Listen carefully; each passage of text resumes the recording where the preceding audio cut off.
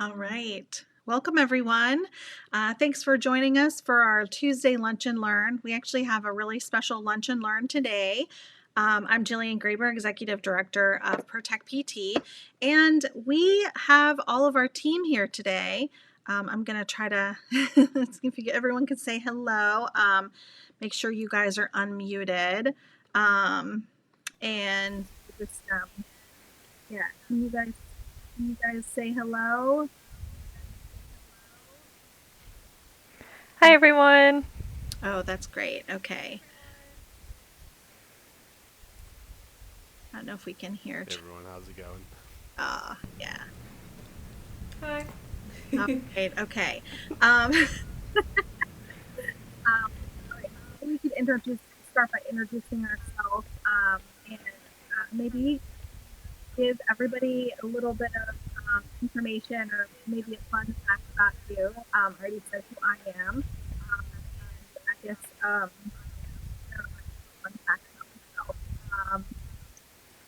myself. Well, okay. So we started Protect PT in 2014.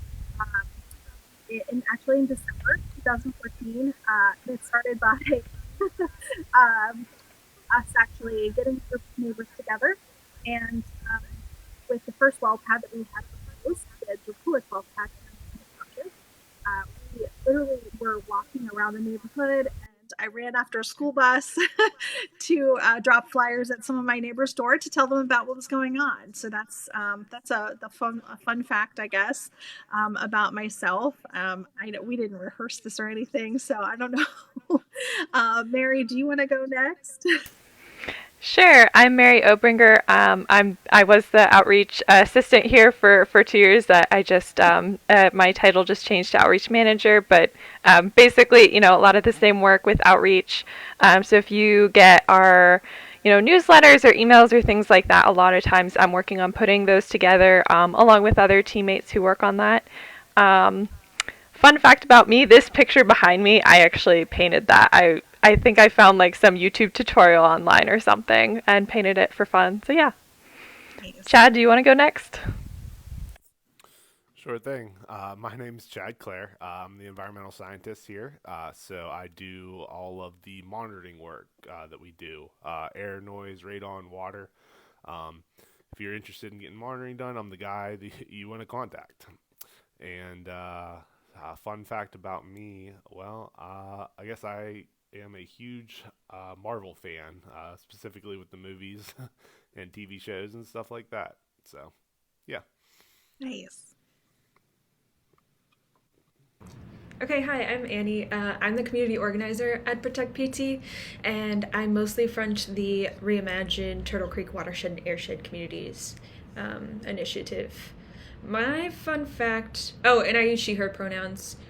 So I have three older brothers that were all born on the same day in different years. So yeah, that's my fun fact. Nice. All right. I like that fun fact. All right. Well, we are here today to talk about the work that we've been doing throughout the year and to really inform you all about why it's important to support this work. And so we're going to just start right off and we're going to be talking really first about the Draculic well pad and really what we've been doing around that. Actually, that's the well pad that started the organization. And just to kind of give you an idea, today when you donate on Giving Tuesday, you can give at this link below. This is a Bitly link, so you do have to put it in case sensitive, but we're hoping that folks will see this today. And there's some special incentives for giving that organizations can receive for giving today. So today is Giving Tuesday, and it's all about giving and supporting your local organizations. So I know that there's a lot of great local organizations out there. We hope that you support us in the work that we do so we can continue to do it. And so the first thing we're going to really discuss is the Draculic well pad. And what's been going on there, because like I said, this is something that we started fighting in December 2014. And it's been a long fight. But the bottom line is that this is one of the first well pads that we started with, that they started trying to put into our community. This was one of, then it grew to two, and then it was four, then it was seven. Now it's 12 proposed. And so that's a lot of industrial infrastructure in a very residential community. So we just actually had a press conference recently, and we really talked about, this was actually at the Department of Environmental Protection. You can see the picture right there of us outside the DEP, and we really focused strongly on the fact that we have, as Pennsylvanians, the right to clean air and water. And so by developing these well pads, especially so close to so many people, we know based on previous, studies that have been done, health studies, as well as the grand jury report that came out last year with the Attorney General's office, that our air will be contaminated, our water could be contaminated with this particular well pad. And this well pad is actually located in a really densely populated area, about a half mile from where I'm sitting right now.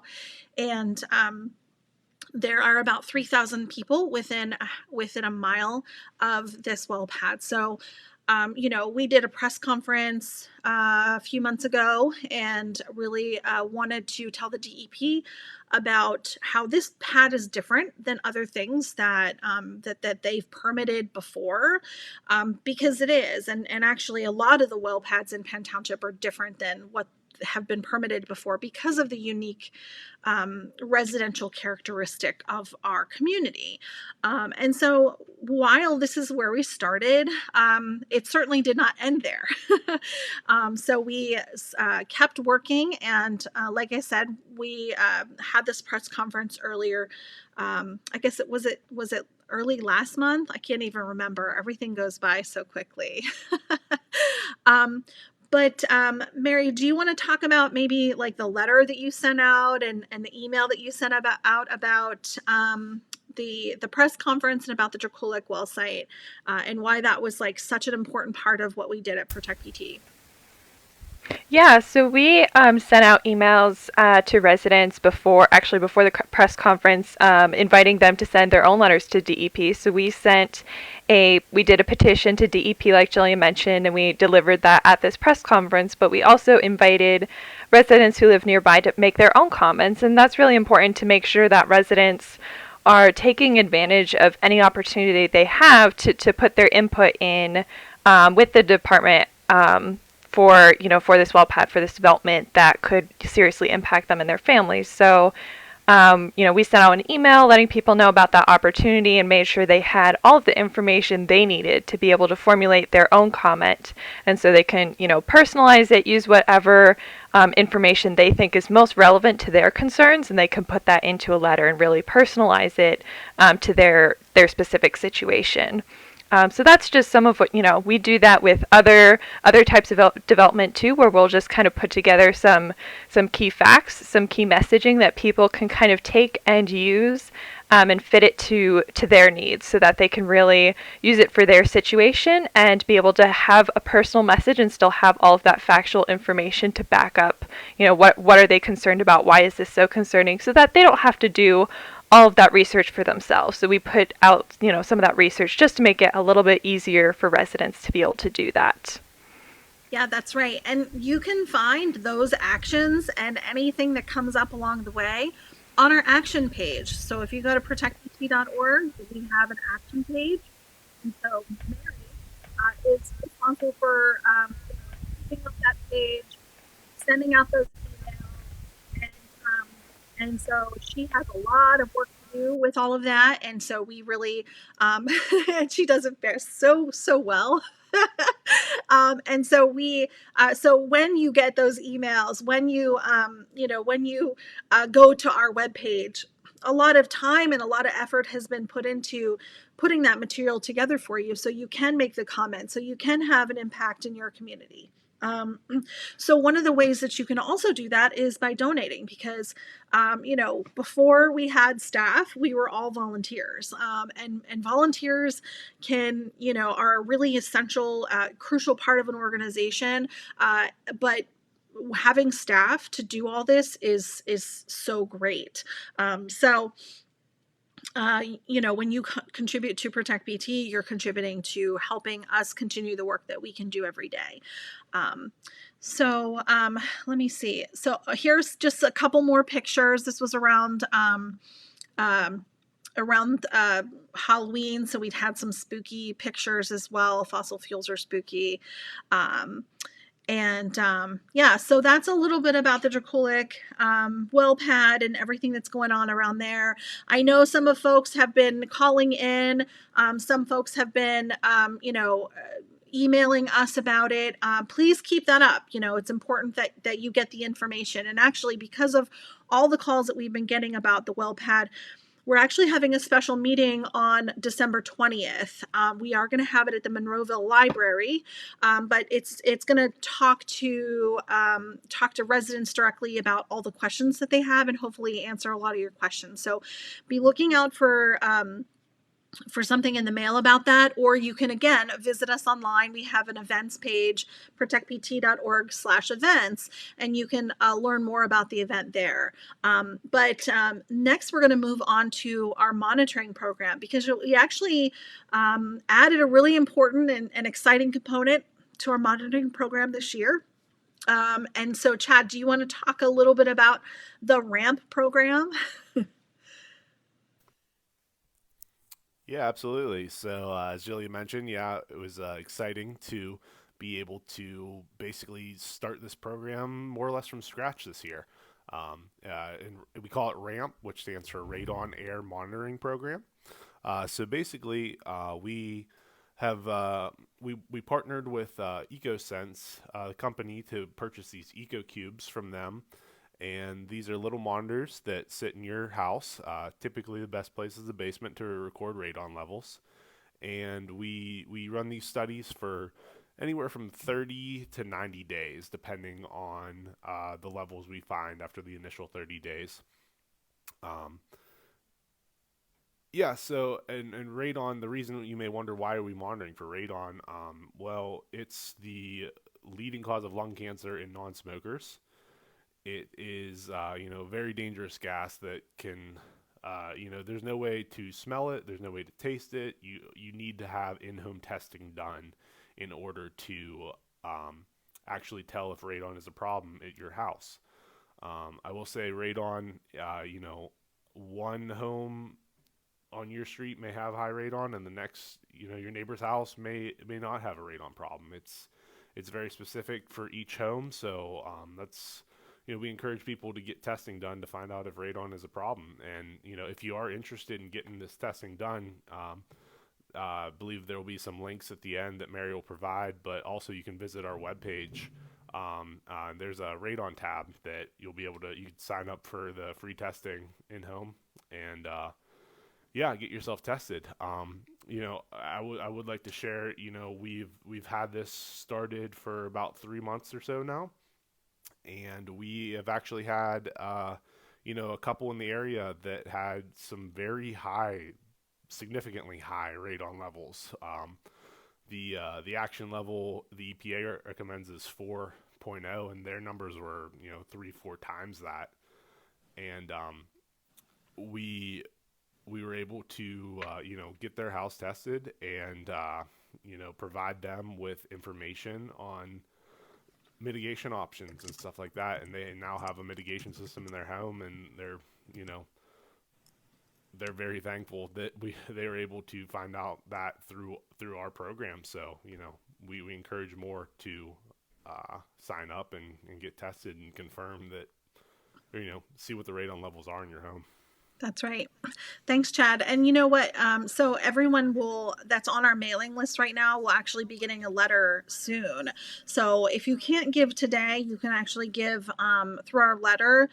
All the donations that we receive for today through the end of the year, will go to supporting our radon program. So it'll go to buying more monitors. It'll go to compiling and printing out the reports that Chad does. It'll go to his time actually installing the monitor, because there's really specific things that we have to consider when installing the monitor. It'll go to the travel expenses to go to the homes and install the monitors. So while this is free to you as a resident, the monitoring, it's actually not free to be able to do this. There's a lot of costs involved. So we've outlined a lot of those costs for you in that year-end letter. If you get our emails, you'll also get an email about it. So you can donate online. So if you can't donate today, definitely donate by the end of the year to be able to contribute to the radon monitoring program. And actually yesterday, we received a $150 donation yesterday for our radon monitoring program. So we were really excited to receive that donation. These monitors are really cost effective, but we only have 11 right now. So we'd like to be able to get more. It'd be great if we could get more, because at one point, Chad, was it we were like 2 months out with scheduling? Yeah, that's right. We had such a initial demand that yeah, I was scheduling 2 months out, and we finally have like started leveling off here to get people at a scheduled at a reasonable time. Yeah, that's right. And January is actually Radon Awareness Month, because January is one of the highest months. In the winter are the higher months for radon levels in your home, because your home is closed off more. Your windows are closed, your doors are closed, so you're not getting that fresh air in. So any gas that's seeping into your in through your foundation, in through the ground below your home, is actually just getting trapped and staying in your home. And again, this is the second leading cause of lung cancer for non-smokers. So it's really important to get your home tested. It's free. And the more monitors we get, the more testing we can do. So please contribute today. We also, for the folks that pledge, so if you're listening to this, or have signed on to Facebook and see this broadcast today, Giving Tuesday only. If you comment on our live feed, either here, or we're going to actually post this afterwards on YouTube. If you comment in one of those two places, put your name, and we will enter you into a raffle to get a tote bag. So we have really cool tote bags that have. Oh yeah, Annie's gonna go grab one. So our cool tote bags that we have, so you can enter to win a tote bag. There's the Reimagined Turtle Creek Watershed and Airshed Communities tote bag. Annie, I think we also have air, and do we also have water? She's gonna go grab them. She's in our office today.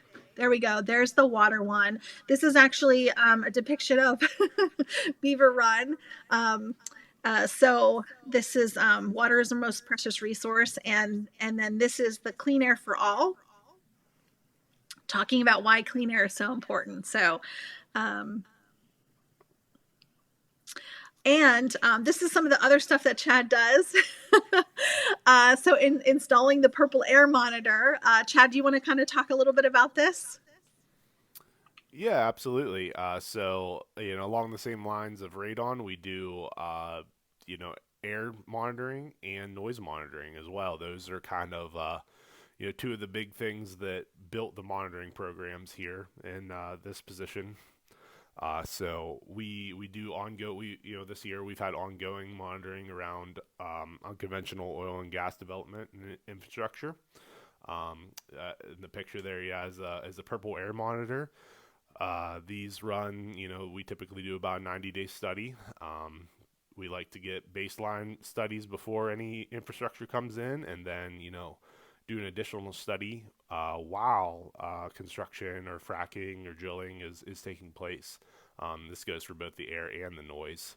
I'm not sure if there's a next picture that shows off any of our newer equipment, but yeah, right there. I will mention before this one here, this is our new noise monitor, but we also have gotten some new air monitors this year that the purple airs typically just, or the purple airs just record ppm or particulate matter in the air. But now we have new monitors that measure that, plus the VOCs, which is the volatile organic compounds. So, yeah, it's great getting these new monitors that have been allowing us to do more long-term sampling and now sampling for VOCs this year.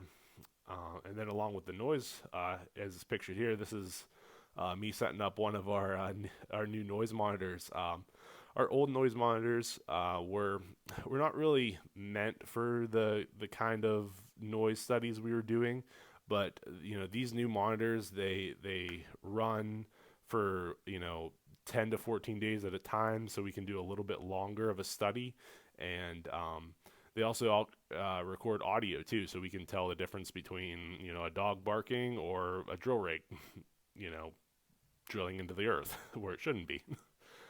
So yeah, this, like I said, all of these new monitors that we've been able to get this year have allowed us to do more long-term sampling as opposed to just short-term sampling, where we can get better data and longer data. Yeah. And yeah, there's Mary Grace and I, we did some small demonstrations back on our open house earlier this fall. I'm sure they're on our Facebook page if you'd like to go watch those. Yeah, so this was at our open house. Mary grabbed some clips of it. I think that they're really cute pictures. Mary Grace is one of our interns with Protect PT. She actually started this summer, and she stayed on with us as a paid intern throughout the school year, which is really great. We have a great summer internship program, and so if you know somebody that's going to school for environmental science or outreach or sustainability or digital media, there's so many different types of jobs that we do every day at Protect PT, and so we like to hire interns over the summer that really reflect a lot of the work that we do, just give us a little extra help, and they learn a ton. And then if we find some really great ones, which we always do. Mary was one of our first interns, actually, with our first intern class. So she's actually technically been with us since 2018.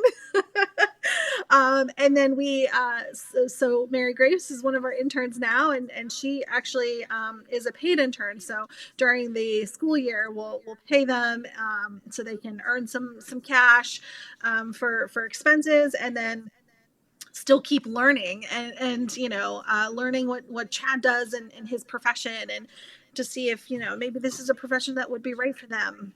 So this was our open house we had over the summer. I can't stop yawning. I'm at home today working, and I don't know why. Maybe that's why, but I can't stop yawning. I apologize. But this was a really fun video, and yeah, it was on Facebook Live, so you can check it out there. And then to kind of round out all of the stuff that we do with the air and the noise for the monitoring, we have a new environmental mobile app. And you don't have to be in this neck of the woods to use this app. You can be anywhere in Pennsylvania and use this app. And so, Mary, do you want to tell a little bit about the app and what we've been doing for it's been it was like a year and a half of development, and just a lot of time went into this app. Yeah, so the app, we were super excited to launch it this year. Like Jillian said, we've been working on it for so long. But basically, it's just, so we call it an app, but basically it's just a mobile responsive link. So you can use it on any device. If you have a mobile phone, a tablet, a laptop, whatever you have, it doesn't matter. You can still use it as long as you have an internet connection of some kind. And you just type in the link wherever you are, and you can enter your observations. So people have been reporting things like air pollution incidents. We've gotten reports of that in the app. We've gotten reports of some other things, but there are several different vibrations, noise, other types of health impacts. Like if you start noticing headaches or nosebleeds or just random things. with some environmental impact going on, you can report all of those things in this app. So it's just really useful to be able to report all of these things in one place. And then once you finish with putting all of your data in the app, it will also kind of direct you with some next steps. Here's a printout you can take to your doctor if you're having health impacts and you want to take this printout to your doctor. Here are the health impacts. Here's what's going on. If you want to report it, some of these things can be reported to the Department of Environmental Protection. And so, the app kind of guides you through that process. What are the correct forms to use? What do you need to report based on if it's an air incident or noise or vibrations or whatever it is. The app will kind of direct you where you need to go so that you don't need to figure it all out for yourself, because we all know that can get really complicated. That can be really time consuming. And so we wanted to make it as simple and easy as possible. So it can be really quick to report something. And yeah, definitely if you're noticing things around you, make sure to use the app.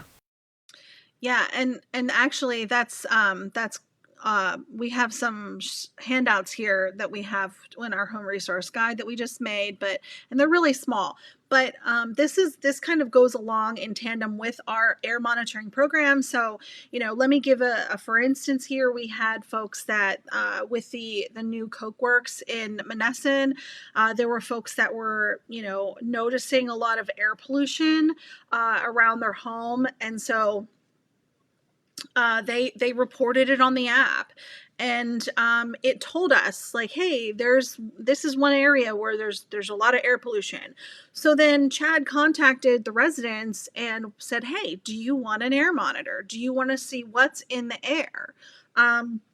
So it helps us respond to some of those needs of the community better. And it connects us with those community members that are experiencing impacts right now. So it really, number one, it allows us to do our jobs better and respond to those things, but also it allows you to record all that data and for yourself and print your reports.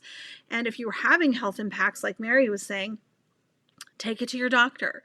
Let them know, because a lot of times these environmental factors go unreported, and then we end up, with health impacts, and we're really just not sure what the correlation is. We're not sure if, it's one source of pollution. We're not sure if what we're experiencing has anything to do with pollution, because we haven't really kind of documented that process. And so this can help you do that. So here's some handouts about our monitoring app. And then we're going to talk a little bit about our educational workshops. I know we've already scheduled our educational workshops for next year. So this is our home resource guide. And the home resource guide is broken up usually into 4 pieces. With COVID and everything, we were doing them virtually, which was not allowing us to do them in 4 pieces. We tried it. It's really hard to get people to commit to 4 one-hour sessions, and it's so much information to have in an hour. So we are doing things a little differently now. We're doing some online platforms where people can take the class at their leisure, but then also we're going to start doing some on the ground classes again. Here's one that we did in I think 2020, the beginning of 2020 in Penn Township. So Mary, can you tell folks, where some of the locations that we're thinking about for Home Resource Guide, and about when are we thinking we're going to do those? Yeah, so I also just put the link in the chat for everyone on Facebook, but so on the website, we'll have those up soon. I just need to get some things confirmed with some libraries, but we're looking at areas. Plum is one of the communities we're looking at. We've there have been a lot of questions coming there about different developments happening. So that's one community. We're hoping to have it at the library there, and then we've also talked about trying to schedule one around Rostraver, because that's another area where we're doing a lot of work right now, and residents have had a lot of questions both from the landfill that's down there, and also then with the Coke Works restart that Jillian mentioned earlier. That has also, people have been making complaints on the mobile app, which is great, but we also want to make sure that we're providing these workshops for communities so that they can really dig in a little bit more, get some more information to how to best handle these different, developments that are happening around them. We're also looking at a Penn area, and I want to say the other one was Monroeville maybe, or somewhere around there. Yeah, I think the other one was Monroeville. Yeah, for sure. And you were talking about Plum, and we also have a meeting coming up in Plum, right? Yeah, we have one next Wednesday, December 8th in Plum, and I will also put that link in the chat as well if anyone is interested in attending that. But it's going to be at the Plum Community Center, which is on New Texas Road, I believe. And it's going to start at 7 p.m. And it's just going to be, a community meeting, a discussion about the injection well that's there, and Jillian can, give more information about that. Yeah, for sure. And I think that that's part of our presentation before we start talking about the wonderful work that Annie's doing with Reimagined Turtle Creek Watershed and Airshed communities. But first, before we go to that, we want to talk about the waste work that we've been doing, because this year in particular, we've been focusing a lot on waste, because after the last 10 years of landfills, local landfills, and injection wells, accepting fracking waste, we now have a good body of evidence, thanks to a lot of our partner organizations like PSR did a great report on the PFAS chemicals in fracking waste, as well as there was a great article by NRDC. You can actually watch the replays of all of those on our YouTube.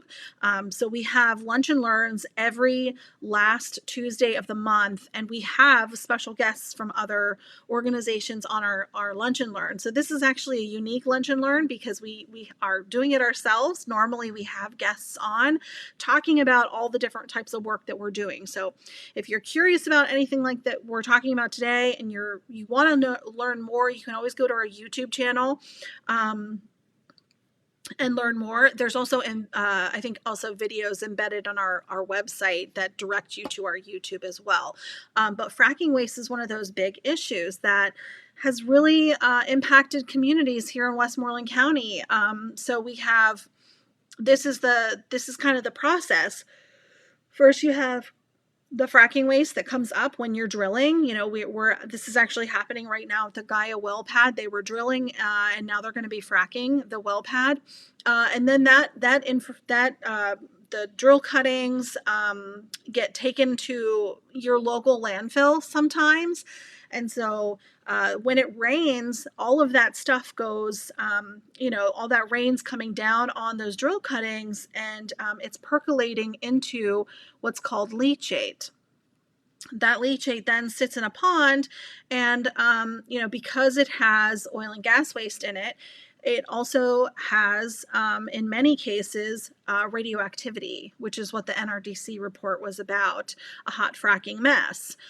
So it has lots of toxic constituents, and this is a really worrisome process.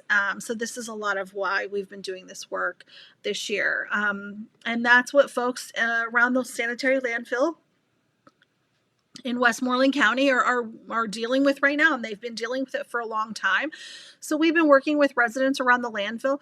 We also did a health study this year, and everyone here and our wonderful board members actually went to go canvass Ross Draver.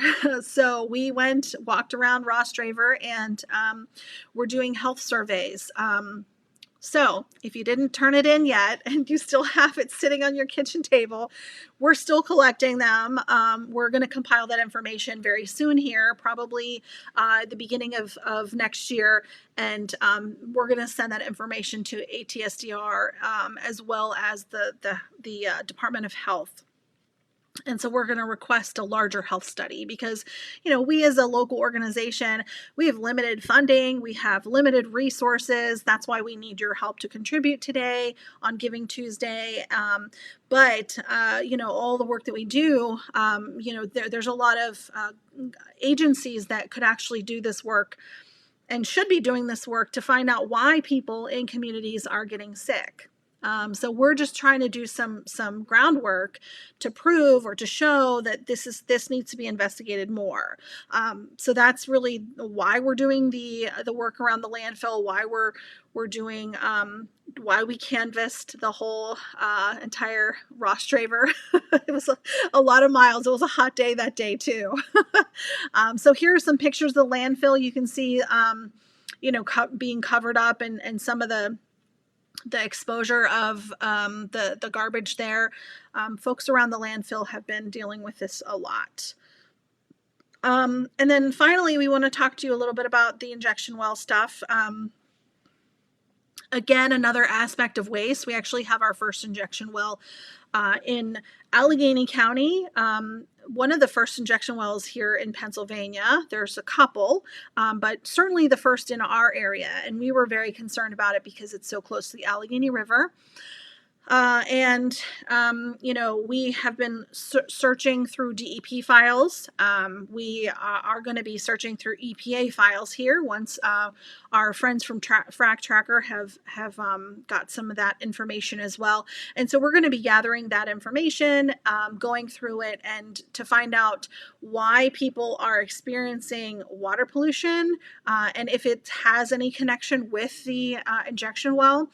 Also, we just found out that they have been given permission to double the amount of fluid that they're going to accept in the landfill. So, the things that residents have been experiencing, like really bad smells, potential water pollution. They've been experiencing a ton of truck traffic and the air pollution from the truck traffic. These toxic smells are coming, with potential VOCs. So we actually have a VOC monitor out there as well. And so all of this stuff we're going to be talking about in Plum next week, but also is a part of the work that we do all the time. So when you donate to our organization, you're donating to support the work that we're doing in the community there. And again, there's a lot of work being done at the state level as well. And we're working with groups regionally with waste. And so, Mary, do you want to talk a little bit about closing the waste loophole and what folks can do to help out with that? Sure, yeah. So we actually had a webinar about that recently with two of the legislators that introduced some legislation about closing the waste loophole. But there are several things you can do. You can talk to your representatives. You can talk to your local representatives, your state representatives, and really just talk to them about the importance of closing this waste loophole to make sure that the waste is tested, that it's treated properly. You can also learn more. You can also check out the website if you want to learn more. If you want to see, you can see the replay of that particular webinar, or also we have several different lunch and learns with guests talking about hazardous waste and different information. So if that's a subject you're not really, maybe you don't have all of the facts lined up, there are different information sheets we can give you, so you can download them from our website, or you can always contact me. My email's in the chat, but it's also just my first name, Mary, Mary, @protectpt.org. So you can always just email me if you want, a fact sheet or some information that you can share with, your representatives or anyone else. Or even just talking to your neighbors. It doesn't always have to be some formal meeting. Even just, chatting with your neighbors and letting them know about these issues can be really important. Yeah, that's right. And just to remind everybody, if you are watching this either live or you watch it later today, please make a comment in the chat. And we will contact you about the raffle. Annie, do you have the bags there still? Oh no. So Annie's going to go get the bags again so we can show you what the prize is. But anybody that comments in the chat here, or when we post it on YouTube, which we'll do right after this, we'll post this, and then people can either comment here or comment in the chat. There's the Clean Air for All bag. You could be entered to win a tote bag. Annie's our in-office Vanna White today, showing that the prize, the potential prizes. There's three. And actually, the last one that she's putting up is the initiative that she works on and has been working on for the last year. We were very fortunate enough to hire Annie on what that was like. It wasn't the beginning of this year. It was the middle of or the end of the year before. So it's been a little over a year that you've been working on the Reimagined Turtle Creek Watershed and Airshed Communities Plus initiative. So do you want to talk a little bit about your work there, Annie? Yeah, excuse me. Yes, so Reimagined Turtle Creek Watershed and Airshed Communities is a partnership project that Protect PT is a part of with a couple other environmental organizations, some community leaders, and just different stakeholders who live in like the watershed region. The Turtle Creek watershed is most of the suburbs east of Pittsburgh. It's parts of Allegheny and Westmoreland counties. And this all started in 2019, so about 2 years ago. Jillian just said I came on a year ago, as a series of community visioning sessions where residents in the watershed area got together and were asked what types of projects and practices do you want to see our region invest in to make it more sustainable. So it was like brainstorming sessions that really created this initiative and my position. Some of the projects that Reimagined Turtle Creek have engaged in has been the Reimagined Food Systems Backyard Gardening Program. This has been really exciting this year because we expanded from 2 households in 2020 to 7 this year. We also provided 3 seasons worth of seeds and seedlings, and this program essentially provides everything that a household needs to start their own organic vegetable gardens. That means like beds, compost, soil, and then also hands-on education from a master gardener. This year, with the expansion of the program, we've gotten some like really great volunteers, and this project's all grassroots volunteer-led. What's really exciting about this and the reason why we took on this gardening program is because the Turtle Creek watershed has quite a few municipalities that are food deserts.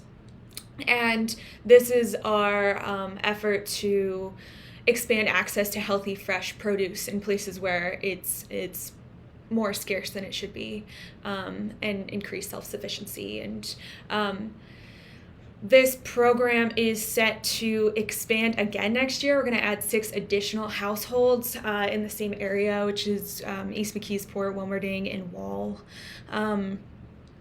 And yeah, we were able to secure a grant from some like increased fundraising capacity that started with a virtual concert we held in May.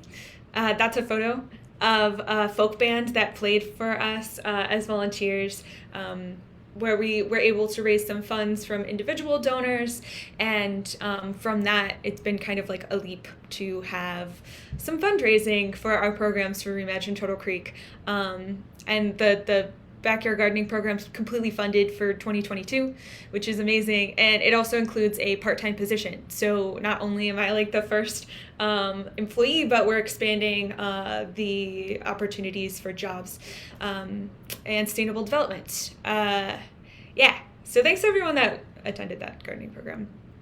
Beyond that, one of the projects that we're also engaging in is a revitalization of the Monroe Mall. So making it essentially a hub for sustainability in our watershed by adding like rain gardens and solar panels, and then also thinking about economic sustainability by having more opportunities for local businesses and expanded access to the public with social sustainability. With this project this past year, we engaged with a group of CMU graduate students at the Heinz School of Public Health and Policy. They did some research, and one of their main takeaways was to move this project forward, you should engage the community and get as much essentially community support as you can. One thing that they did for us was a community assessment where they found that Monroeville has, compared to like similar size municipalities, more younger folks. So with that, younger folks meaning like teenagers. So with that in mind, we held this youth essay contest. There's like some pictures from the event when the winners were chosen. And the essay contest winners suggested that some ideas for the mall to make it more sustainable that are kind of just like making the building more efficient, adding light bulbs, like LED light bulbs, a recycling program. And then some of the ideas were like huge, wide-scale, like visionary capital projects, like ripping out half the mall and putting in a park. And this project is still exciting, and we're still like continuing to build the momentum of community support by meeting with like local groups. We just met with the Turtle Creek Rotary and also elected officials. So yeah, that's the Monroe Mall project. The next, another like very important part of Reimagined Turtle Creek is our interest in disseminating sustainability education. And at the original visioning sessions, it was like a value and a vision put forward to have both like personal education, so it's like how can I make my lifestyle more sustainable, and then also having more like systemic education, like how can I make my community more sustainable. So our way of tackling the personal side has been to create this like podcast that looks into different means of taking care of ourselves that's sustainable, and it's contingent with also taking care of the earth. Here's like, I don't know, it's very small in the middle on my screen, but these are just some of the episodes that we've gone into. There's like an art therapy episode, there's a lot on veganism.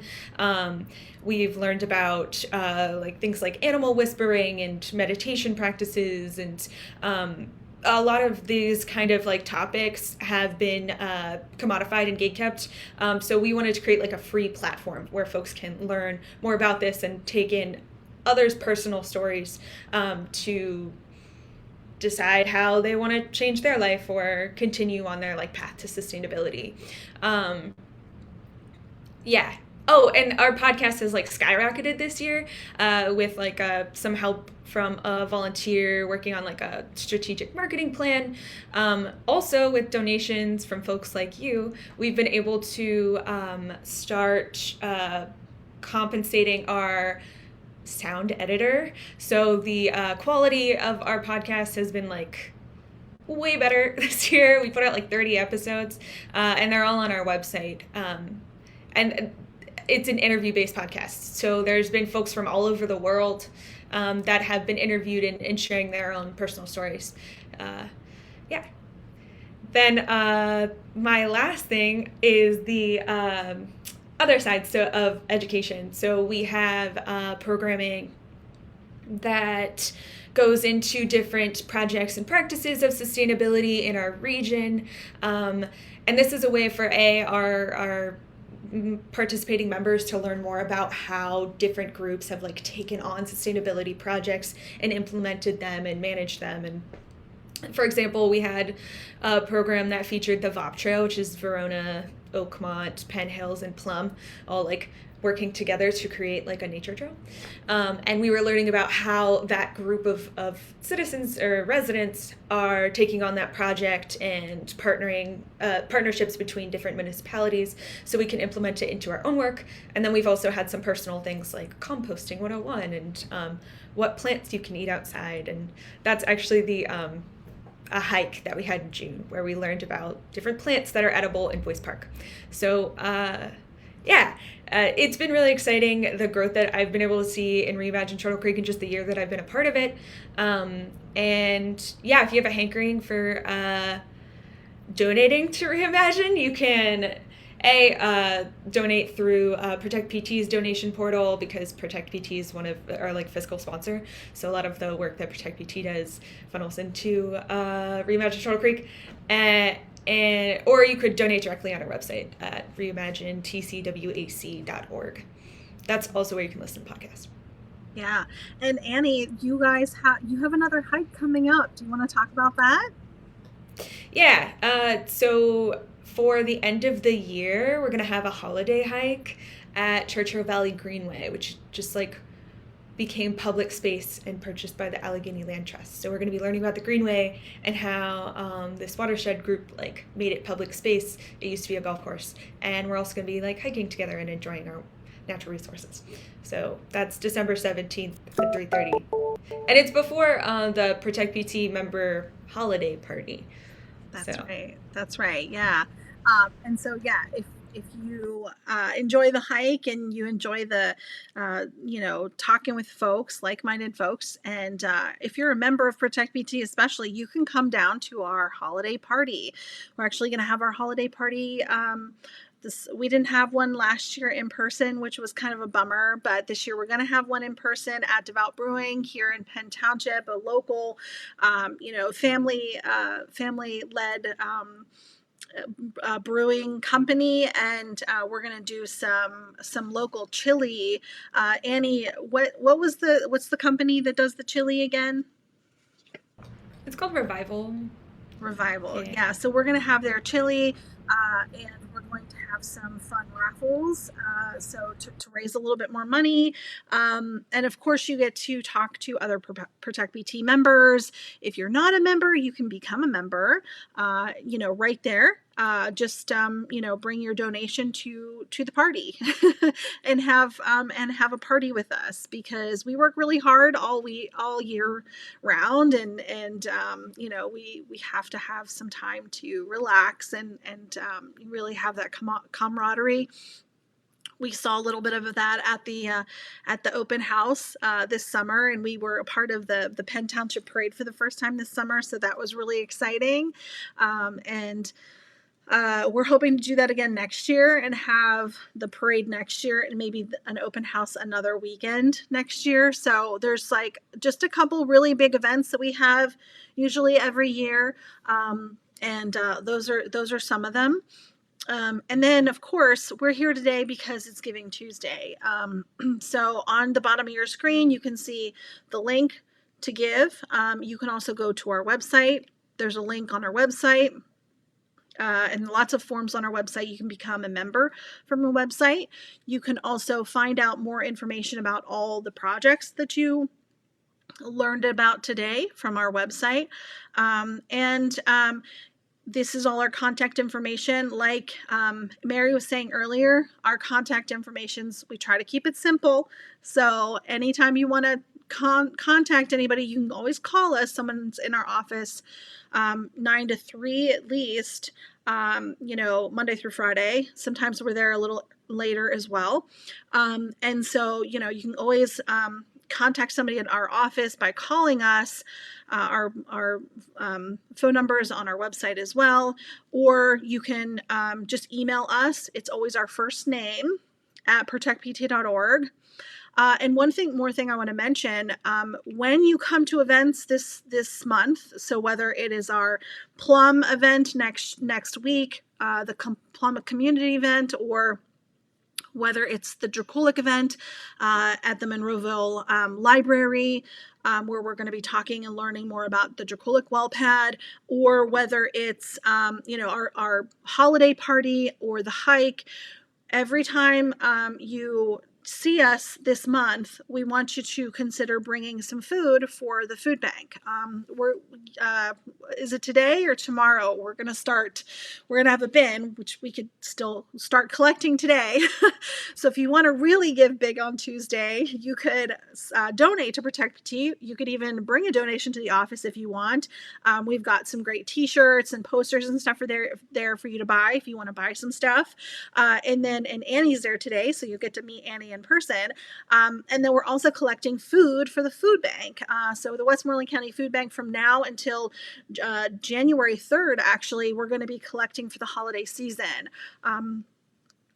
To help out communities in Westmoreland County that don't have access to food.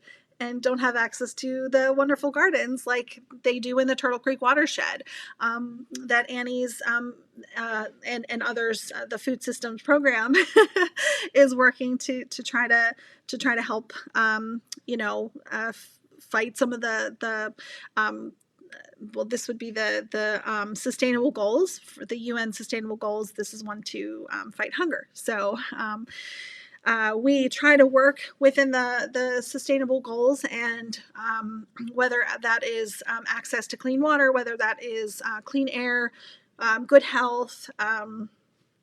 Working to reduce our consumption, working towards a more sustainable and livable community, one that relies less on fossil fuels and more on sustainable energies, whether it's protecting people from radon or protecting people from the shale gas development that is going to be happening in their neighborhood. There's a lot of work that we do every year.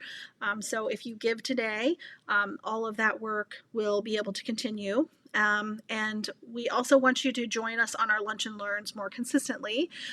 It's a great way to spend your lunch. If you have a lunch break anyway, and even if your lunch is at 1 o'clock, you're not going to be able to meet us live, and interact live with us, but you still can watch all the playbacks, and just learn something about fracking waste, learn something about the injection well, learn something about radon. There's just a ton. We've got a huge catalog of really, really wonderful guests that have come on within the last, I guess it's been 2 years. So we started doing it at the beginning of the pandemic. And if you are having impacts like air quality, noise, you can log them on our mobile app. You can call Chad or email him, chad@protectpt.org, and set up monitoring for your house to be able to see what's in the air, and what you should be really thinking about going forward. All right, so we have a couple minutes left. I thought it would be fun for us to, if maybe one of our staff, each of our staff members could talk a little bit about, or just maybe mention one thing that you think is important, or one thing that you think is important for people to donate. One good reason why people should donate to Protect PT. And I feel like I went first last time. Mary, I put this in the chat earlier, and I know you saw it, so I will pick on you first. Yep, yeah, I can go first. Yeah, so my number one reason, we're a grassroots organization. We are members of the community. That's how we formed as members of the community. And being a grassroots organization, it's only when community members come together that we can truly accomplish the things that we're working on. All these things that we're telling you about today would not be possible if people like you didn't step up to make this happen. So that's my number one reason why you should donate. Yes, that's great. All right. So, do you want to popcorn to somebody? That way I don't have to pick on someone. Sure. Annie, do you want to go?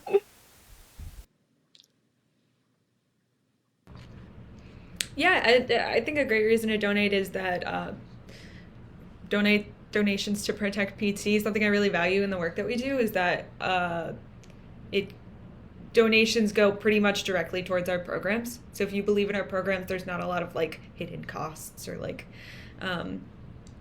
yeah. And also the fact that Protect PT is very I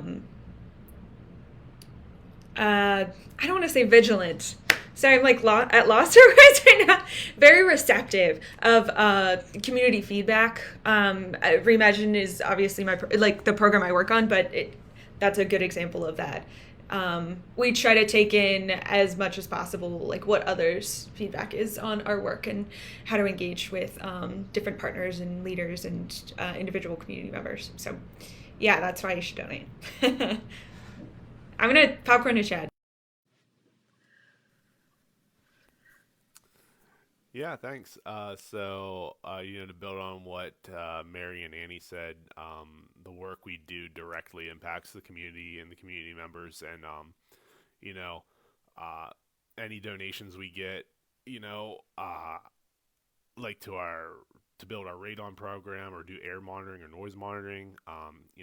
It is it's it's hard to inform people of these programs or maybe bad air quality or noise quality at their homes, but at the same time, we're able to help them take that first step forward to correcting that problem. So any donations made, we're able to help another community member, your neighbor, our neighbors. So yeah, that's why I feel like you should donate. That's great. And I'll go last. So yeah, I think everyone has had great reasons for donating today. I think my number one reason would be that that you can get you can donate to a program like the radon monitoring program that really is going to significantly impact someone's life. They're going to be able to see if they have radon in their home, something that they wouldn't know otherwise, right? And something that's colorless, it's odorless, it's a silent invader. And if you don't test for it, then you don't know if you have it. And like Chad was talking about earlier, when we started testing for radon in local homes, we found that there were several local homes that had radon and needed mitigation systems. You won't know that if you don't test. If we don't have the money to buy the monitors and to employ someone to put them in your home and travel around and educate you on why it's so important, then so many people are going to go with unchecked radon in their homes. And so that is just one of the examples, one program, and like Mary and Annie said, and Chad, we take our donations and we put them directly to the community that we're working in, or the communities that we're working in, because we're working in a lot of communities right now. It's not just PT. We're working in Plum, we're working in Ross Draver, we're working all over Westmoreland County, we're working all over Allegheny County, mostly in the eastern part of Allegheny County because we are really small.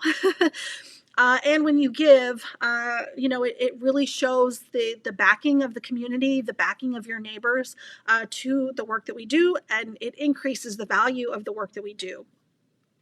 It allows us to get other types of grant funding to help supplement a lot of that. The projects that we do are also partly grant funded. So with your donations and the grants we get, we're able to deliver a lot of resources directly to the community, which is really, really important because there's a lot of stuff that we see and hear every day.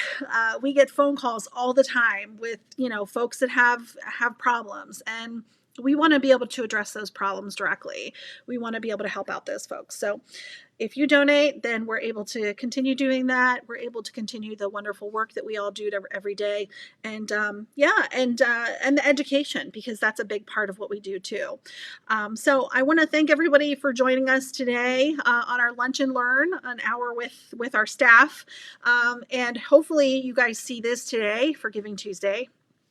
Please donate for Giving Tuesday. The link is right there. We're going to, again, post this on YouTube. If you comment here or comment on YouTube, we're going to enter you in for a raffle for a tote bag, and you can become a member of Protect PT and help out your community. So thanks, everybody, for joining us today. And thank you, guys, all of the wonderful staff that it's just us that does this work every single day. They work their butts off, and we do a ton of work, and they do it with a smile. So thanks so much, everybody, and have a great holiday season. And please give to our organization. Bye. Thanks, everyone. Bye.